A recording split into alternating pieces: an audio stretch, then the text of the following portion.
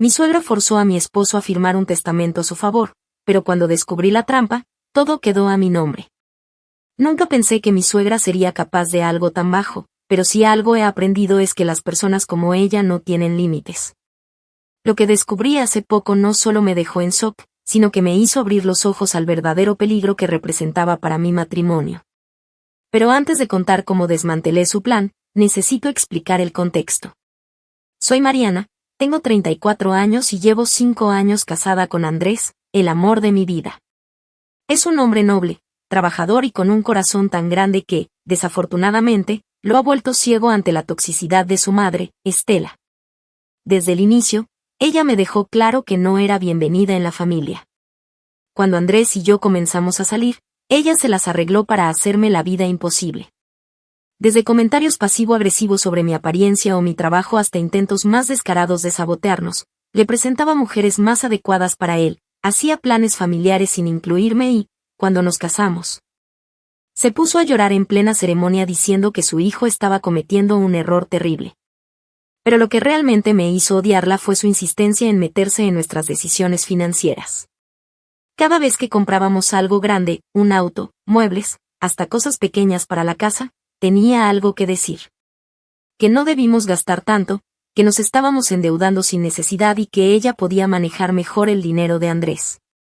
Siempre sentí que estaba obsesionada con el control, pero jamás imaginé hasta dónde estaba dispuesta a llegar para conseguirlo. La pesadilla comenzó hace unos meses cuando, por pura casualidad, descubrí un testamento que Andrés nunca supo que firmó. Ese día estaba ordenando algunos papeles en la oficina de la casa, algo que él me había pedido porque era un desastre con los documentos. Entre facturas, contratos y recibos, encontré un sobre con un sello notarial. Lo abrí sin pensar mucho, esperando que fuera algo irrelevante, pero en cuanto leí la primera línea, el aire se me fue de los pulmones. Era un testamento. Uno que Andrés supuestamente había firmado y que dejaba absolutamente todo a nombre de su madre en caso de que le ocurriera algo. Los papeles se me resbalaron de las manos. Tuve que sentarme porque sentí un vértigo repentino. ¿Cómo era posible? Andrés nunca mencionó nada sobre esto. Es más, él siempre había dicho que todo lo que tenía lo compartiríamos juntos. Entonces, ¿por qué este documento decía lo contrario? Con el corazón en la garganta, me puse a revisar la fecha en la que fue firmado. 6 meses atrás. Y de inmediato lo supe. 6 meses atrás, Andrés tuvo un accidente automovilístico. Fue algo fuerte, pero por suerte no resultó con lesiones graves. Aún así, estuvo hospitalizado varios días bajo sedación por el dolor y sometido a varias cirugías menores. En ese tiempo, yo estuve con él la mayor parte del tiempo, excepto cuando Estela me obligaba a salir a descansar. Recordé perfectamente cómo insistía en que ella podía encargarse de todo, que yo necesitaba un respiro, que no debía preocuparme porque ella tenía la situación bajo control. Ahora entendía por qué. Ese testamento fue hecho mientras él estaba hospitalizado. Mis manos temblaban de la rabia. Esa maldita mujer había aprovechado que su hijo estaba drogado con morfina para hacerle firmar un documento que le asegurara todo su dinero. Pero lo peor estaba por venir. Cuando Andrés llegó a casa esa noche, traté de no explotar de inmediato. Lo senté en la sala y le entregué los papeles con una expresión fría. Explícame esto. Lo vio y frunció el ceño. Pude notar el desconcierto genuino en su rostro. Se tomó su tiempo para leer cada línea, y cuando levantó la vista hacia mí, tenía los ojos completamente abiertos por el shock. Yo no firmé esto, su voz sonaba temblorosa. O al menos no recuerdo haberlo hecho. Me hervía la sangre. Andrés, tu firma está aquí. No solo una vez, varias veces. ¿Cómo que no lo recuerdas? Ahí fue cuando, con un nudo en la garganta, me contó la verdad. Cuando estaba hospitalizado, su madre le llevó varios documentos para firmar. Ella le dijo que eran papeles médicos, cosas que necesitaba firmar para que su seguro cubriera los gastos del hospital. Yo no tenía fuerzas para leer nada, Mariana, susurró. Estaba drogado. Me dolía todo, solo quería que me dejaran en paz, y ella insistió tanto que al final solo firmé lo que me dio para que me dejara tranquilo. Me quedé en silencio, viendo cómo su rostro pasaba de la confusión a la indignación pura. ¿Y esto es real?, preguntó con la voz quebrada. ¿Mi madre realmente me hizo esto? Lo sentí en el alma porque, a pesar de todo lo que esa bruja le había hecho a lo largo de su vida, todavía tenía fe en ella. Creía que, en el fondo, su madre lo quería. Pero no. Para Estela, Andrés nunca fue su hijo. Fue su propiedad. Y lo peor de todo era que el testamento era completamente válido. No lo podía dejar así. No iba a permitir que esa arpía se saliera con la suya. Voy a arreglar esto, dije en voz baja, con una calma aterradora. Voy a destruirla. Y así comenzó todo. Actualización 1. El resto de la noche fue un desastre. Andrés no podía dejar de mirar los papeles como si esperara que las palabras cambiaran de repente, como si su mente se negara a procesar lo que su propia madre le había hecho. Y yo, por más que intentara calmarme, sentía un hervidero de rabia en el pecho que amenazaba con explotar en cualquier momento. Pasé horas en la computadora, investigando sobre testamentos y sus posibles impugnaciones. Una cosa era clara, el documento era legal. Estaba firmado, sellado por un notario, con testigos y todo. Pero eso no significaba que fuera inquebrantable. Si podía demostrar que hubo coacción, fraude o que Andrés no estaba en pleno uso de sus facultades al firmarlo, podía anularlo. Sin embargo, probarlo no iba a ser fácil. Legalmente, la carga de la prueba caía sobre nosotros. Necesitaba evidencia, algo que mostrara que Estela lo había manipulado mientras estaba bajo medicación. Y en ese momento, no tenía nada más que la palabra de Andrés, que por sí sola no bastaba en un tribunal. Andrés, por su parte, estaba sumido en una mezcla de tristeza y enojo. La idea de confrontar a su madre lo devastaba. Aún creía que debía haber alguna explicación, alguna razón lógica por la que ella había hecho esto. Pero yo no tenía sus mismas dudas. Sabía perfectamente lo que había pasado. Estela nunca había querido que yo tuviera control sobre el dinero de su hijo. Siempre había intentado sabotearnos, y ahora había llevado su manipulación al siguiente nivel. Pero necesitaba más información. A la mañana siguiente, fingí que todo estaba normal y llamé a Clara, una enfermera que trabajaba en el hospital donde Andrés había estado internado. Era una conocida mía, no una amiga cercana, pero lo suficiente para poder hacerle algunas preguntas sin levantar sospechas. Con mucho tacto, le pregunté si recordaba algo sobre la estancia de Andrés. Lo que me dijo me dejó helada. Recuerdo que tu suegra estuvo muy insistente con los doctores. Siempre pedía ser ella la que firmara los documentos médicos. ¿A qué te refieres con documentos médicos? Bueno, cuando un paciente está sedado o no puede firmar, a veces se permite que un familiar tome decisiones en su lugar. Pero tu esposo sí podía firmar, aunque estaba en mal estado, así que ella no podía hacerlo en su nombre. Tuve que apoyarme en la mesa porque sentí que las piernas me fallaban. Entonces, ¿él firmó algo en el hospital? Sí. Vi cuando le pasó algunos papeles. Ella insistió mucho en que los firmara de inmediato. Lo tenía.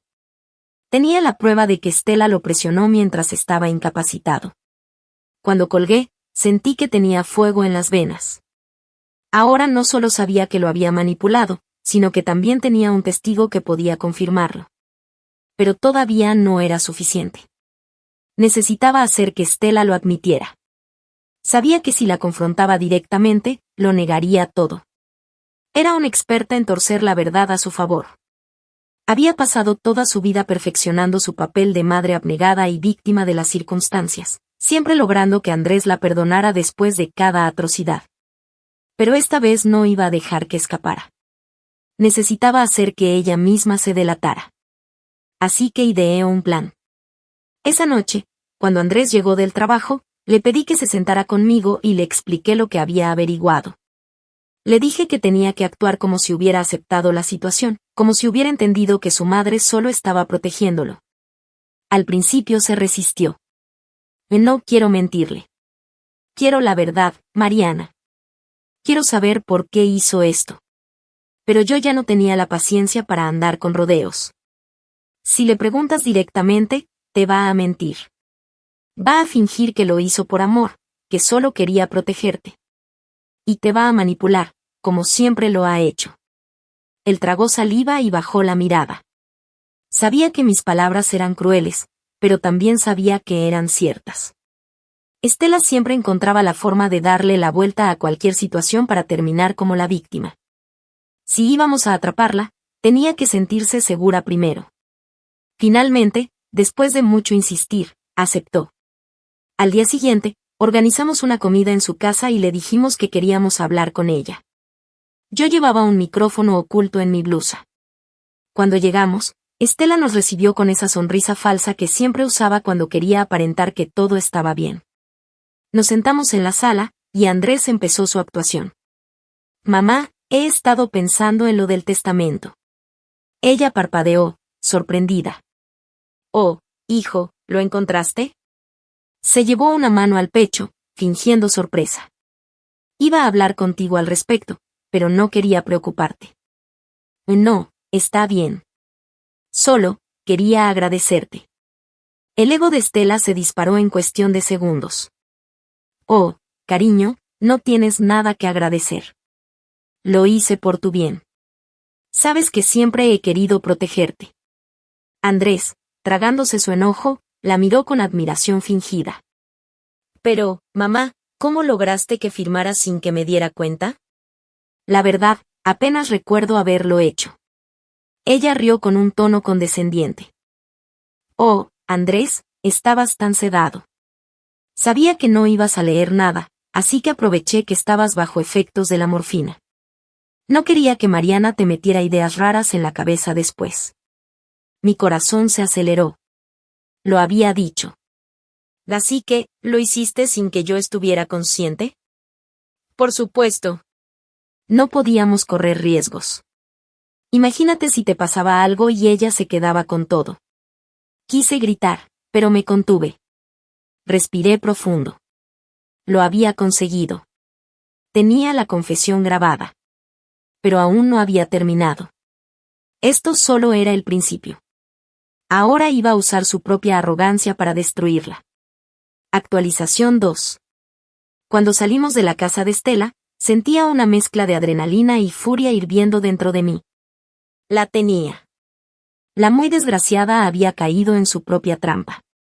Se sentía tan segura, tan por encima de todos, que no pudo evitar presumir de su pequeña hazaña, sin darse cuenta de que cada palabra que salía de su boca estaba siendo grabada.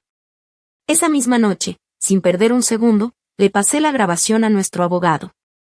Lo escuchó con una expresión seria, asentía de vez en cuando, y cuando terminó, soltó un suspiro pesado.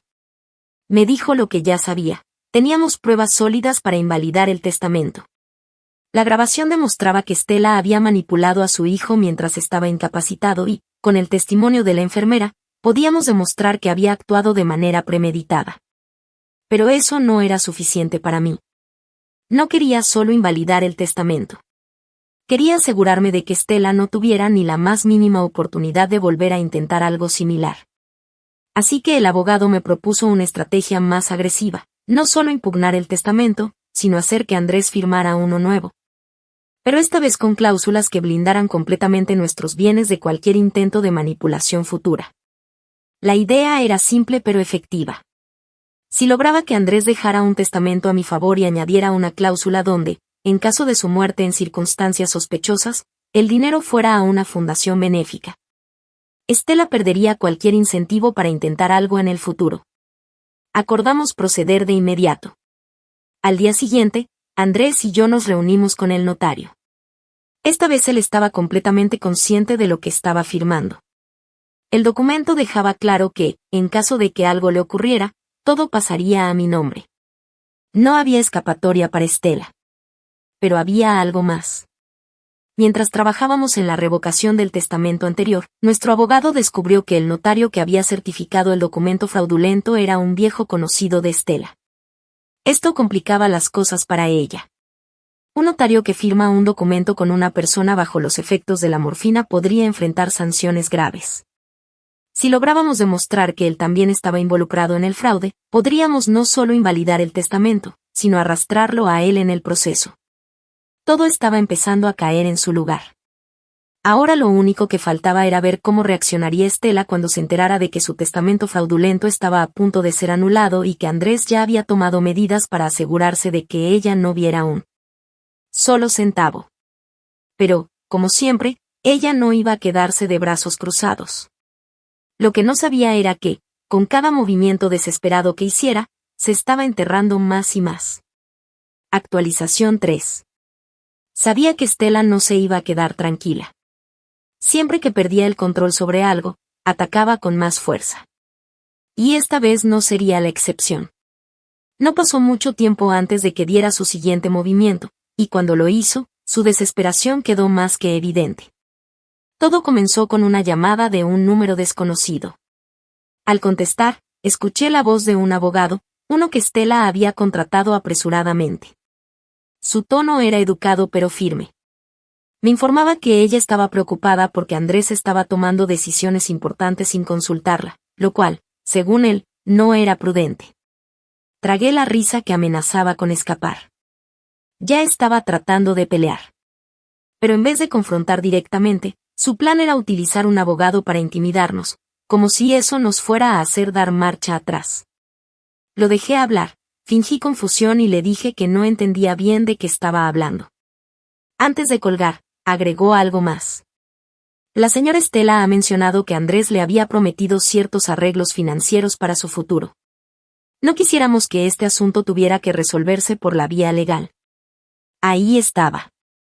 La amenaza disfrazada de preocupación. Colgué sin responder. Me quedé mirando el teléfono con una mezcla de incredulidad y asombro. ¿De verdad pensaba que iba a ceder?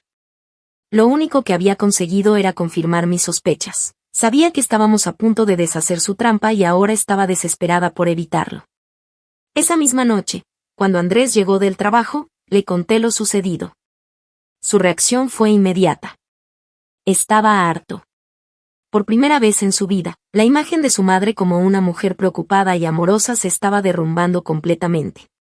Él mismo llamó al abogado y le dejó claro que bajo ninguna circunstancia debía volver a contactarnos. Sin embargo, esto solo sirvió para que Estela entrara en pánico. Cuando los manipuladores pierden el control, se hunden aún más en su desesperación. Una semana después, recibí noticias de una amiga en común que me informó que Estela había estado preguntando por notarios y buscando asesoría legal para arreglar ciertos documentos. No era difícil adivinar lo que estaba tramando. Estaba intentando obligar a Andrés a firmar otro testamento antes de que pudiera impugnar el anterior. Si Estela quería jugar sucio, yo podía jugar mejor. Le pedí a Andrés que fingiera mostrarse dispuesto a discutir el testamento con ella. Era obvio que iba a intentar embaucarlo otra vez, pero esta vez, nosotros estaríamos listos. Cuando llegó el día, Estela organizó una reunión en su casa. Había contratado a otro notario, un hombre que claramente estaba al tanto de sus intenciones. Andrés entró fingiendo estar confundido pero dispuesto a escuchar. Yo me quedé cerca, observando cada gesto, cada palabra, cada expresión. Fue entonces cuando la vi en su máximo esplendor, manipuladora, calculadora, pero torpe en su desesperación. Dijo, solo quiero asegurarme de que todo esté en orden. No quiero que después Mariana tome decisiones apresuradas sin pensar en lo mejor para la familia. El descaro de la frase casi me hizo soltar una carcajada. El notario sacó los documentos y se los pasó a Andrés, quien los miró con aparente interés. Pero lo que Estela no sabía era que llevaba un micrófono oculto. Cada palabra que decía, cada insinuación velada, quedaba grabada. La mujer presionó, insistió, intentó manipular a Andrés diciéndole que era lo mejor para proteger su legado. Pero lo más incriminatorio fue cuando admitió que no quería que yo tuviera acceso a nada. Y no entiendes, Andrés. Si te pasa algo, Mariana se va a quedar con todo. ¿De verdad crees que eso es lo que tu padre hubiera querido? Ahí estaba. La prueba que necesitaba. No era por preocupación, no era por cuidar su bienestar. Era simplemente odio y control. Cuando terminamos, salimos sin decir una palabra. Andrés apenas podía contener su enojo. No había sido fácil para él, pero ahora ya no había dudas de lo que su madre era capaz de hacer. Esa misma noche, enviamos la grabación a nuestro abogado. Ya no solo se trataba de invalidar su testamento fraudulento. Ahora teníamos suficiente evidencia para acusarla de coacción y manipulación legal. Estela acababa de cavar su propia tumba, y lo mejor de todo era que ella ni siquiera lo sabía. Actualización 4. El día en que el abogado presentó la impugnación formal del testamento fraudulento fue el día en que supe que Estela había perdido el control completamente. Había pasado años manipulando, jugando con los sentimientos de Andrés y asegurándose de que siempre dependiera de ella en cierta forma. Pero ahora, por primera vez en su vida, él había tomado una decisión sin consultarla, sin pedirle su aprobación, y lo había hecho en su contra. La impugnación fue directa y letal. Presentamos pruebas irrefutables. La grabación de su confesión en la que admitía haber manipulado a Andrés bajo los efectos de la morfina. El testimonio de la enfermera que confirmó que Estela había presionado para que él firmara documentos en el hospital, y la evidencia de que había intentado, una vez más, hacer que firmara otro testamento sin que yo estuviera presente. No solo estábamos anulando el testamento anterior, sino que estábamos poniendo en duda su integridad legal. Cuando el abogado le notificó oficialmente sobre la impugnación, su reacción fue exactamente lo que esperaba. Primero intentó ignorarlo, como si pudiera hacer que todo desapareciera por arte de magia. Pero cuando se dio cuenta de que esto no era una advertencia, sino una acción legal firme, cambió su estrategia. Comenzaron las llamadas. Primero a Andrés, luego a mí. Al principio fueron súplicas. Hijo, no entiendo por qué me estás haciendo esto. Solo quiero lo mejor para ti. Cuando Andrés la ignoró, pasaron a las amenazas. No sabes lo que estás haciendo. Estás cometiendo un error enorme, y cuando te des cuenta, será demasiado tarde. Y cuando vio que ni él ni yo íbamos a caer en su manipulación, se desmoronó por completo. Una semana después de recibir la notificación legal, Estela apareció en nuestra casa sin previo aviso. Golpeó la puerta con tanta fuerza que los vecinos salieron a ver qué pasaba. Su rostro estaba rojo de furia, el maquillaje corrido por lo que parecían haber sido lágrimas de frustración. Cuando abrí la puerta, supe que estaba al borde de perder la cordura. No me dio tiempo de decir nada antes de que empezara a gritar. No suplicaba. No trataba de negociar. Solo escupía veneno. Me acusó de haberle lavado el cerebro a su hijo, de haberlo puesto en su contra, de ser una arribista que solo quería aprovecharse de él. Me dijo que no iba a permitir que una mujer como yo destruyera la familia y que iba a hacer todo lo posible para recuperarlo. Lo que no esperaba era que Andrés estuviera justo detrás de mí, escuchando cada palabra.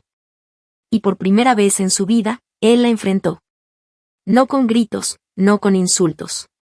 Solo con una frialdad que nunca antes le había visto. Le dijo que estaba cansado, que ya no quería vivir bajo su sombra, que por fin se había dado cuenta de que todo lo que ella hacía no era por amor, sino por control. Le dejó claro que nunca más iba a manipularlo, que jamás le iba a permitir inmiscuirse en nuestra vida y que, a partir de ese momento, no era bienvenida en nuestra casa. Estela se quedó en silencio por unos segundos, como si no pudiera procesar lo que estaba pasando. Como si realmente hubiera creído que su hijo nunca tendría la fuerza para alejarse de ella. Pero la verdad era que ya la había perdido. Cuando intentó entrar por la fuerza, Andrés simplemente cerró la puerta en su cara. Esa fue la última vez que intentó contactarnos directamente. Pero todavía no había terminado con ella. Porque lo que no sabía era que su caída apenas estaba comenzando. Actualización 5.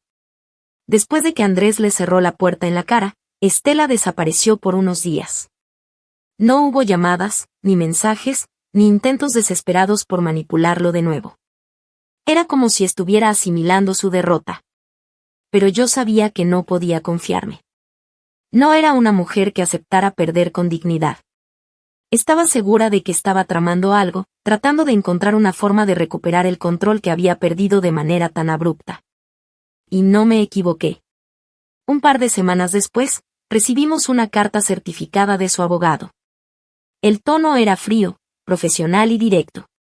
En ella, Estela nos acusaba de despojarla de sus derechos patrimoniales y de ejercer influencia indebida sobre Andrés para dejarla sin nada. Exigía una compensación económica por los años de apoyo incondicional que le había dado a su hijo. Me reí. No pude evitarlo. Después de todo lo que había hecho, después de todo el daño que había causado, ¿realmente tenía la osadía de exigir dinero? Como si de alguna manera mereciera ser recompensada por su manipulación y abuso emocional. Pero lo más interesante fue que, al revisar la carta con el abogado, nos dimos cuenta de algo aún más jugoso. Estela había cometido un grave error. En su desesperación por demandarnos, había expuesto información sobre sus finanzas. En la carta mencionaba inversiones familiares que, según ella, se vieron afectadas por la decisión de Andrés de dejarla fuera del testamento. Eso me dio una idea. Decidí investigar un poco más sobre sus finanzas. Sabía que Estela siempre había sido meticulosa con su dinero, que había manejado las cuentas de su difunto esposo con precisión obsesiva. Pero también sabía que tenía secretos. Con la ayuda de un conocido en el sector legal, logramos acceder a información sobre algunas de sus propiedades y cuentas bancarias. Y ahí estaba la bomba. Había irregularidades fiscales. Su casa, la que había presumido toda su vida como su mayor logro, no estaba completamente a su nombre. Había deudas pendientes que nunca había pagado, hipotecas que llevaba años evitando y, lo más interesante de todo, préstamos obtenidos con documentos alterados. Estela había pasado años aprovechándose del sistema. Pero ahora, con sus propios documentos traídos a la luz por su estúpida demanda, nos había dado las herramientas para hundirla. Presentamos una denuncia ante la agencia de impuestos. No de forma directa, sino a través de un tercero, asegurándonos de que pareciera una auditoría aleatoria. La denuncia detallaba las inconsistencias en sus ingresos, las propiedades no declaradas y los préstamos obtenidos con información falsa. Pocos meses después, recibió una notificación oficial. Las autoridades habían comenzado a investigar sus cuentas. Fue entonces cuando la verdadera caída de Estela comenzó. Primero, le congelaron varias cuentas bancarias mientras realizaban la auditoría. Luego, sus abogados se retiraron del caso cuando se dieron cuenta de que no podían defenderla sin incriminarse ellos mismos. Su última jugada fue tratar de pedir ayuda a otros familiares, pero la mayoría ya estaba cansada de sus manipulaciones y nadie quiso involucrarse. El golpe final llegó cuando la agencia de impuestos determinó que debía pagar una suma exorbitante en multas y deudas atrasadas.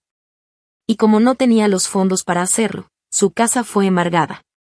Fue un proceso lento y doloroso para ella. La mujer que alguna vez se sintió intocable, la que manipulaba y controlaba a todos a su alrededor, de repente lo había perdido todo. Y lo mejor de todo era que ella misma se lo había buscado. Actualización 6. La última vez que supe de Estela fue a través de un mensaje de voz que dejó en el buzón de Andrés. Su voz sonaba diferente. Ya no tenía la arrogancia de siempre, ya no estaba segura de sí misma.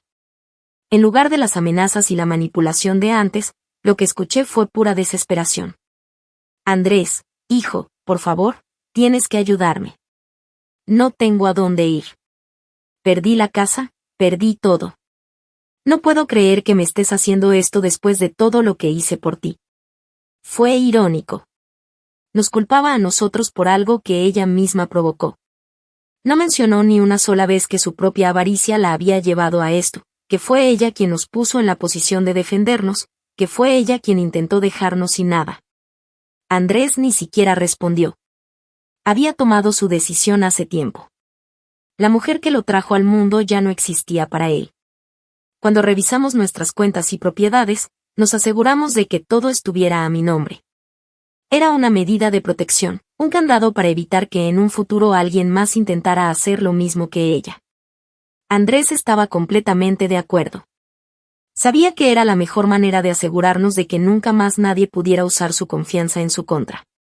Así que ahora, todo lo que ella quiso arrebatarme, terminó en mis manos. Estela desapareció después de perder la casa. No supe exactamente dónde terminó, pero algunas personas me dijeron que se estaba quedando con familiares lejanos, personas a las que antes miraba con desprecio y que ahora apenas la toleraban. Se convirtió en una carga para los demás, justo como siempre trató de pintarme a mí. El día en que firmé los papeles que me aseguraban todo lo que Estela quiso robarme, sentí una paz que nunca había experimentado. Había ganado. No solo por mí, sino por Andrés, por todo el daño que ella le hizo, por cada lágrima que le hizo derramar, por cada manipulación y cada mentira que usó para tratar de controlarlo. Al final, la mujer que siempre quiso tener todo el poder terminó sin nada. Y yo, la mujer que intentó borrar de la vida de su hijo, terminé con todo lo que ella quería. Nunca la perdoné. Nunca sentí lástima. Porque si los roles hubieran sido al revés, ella jamás me habría dado una segunda oportunidad. No siempre el karma llega por sí solo. A veces, hay que asegurarse de que la justicia caiga con todo su peso.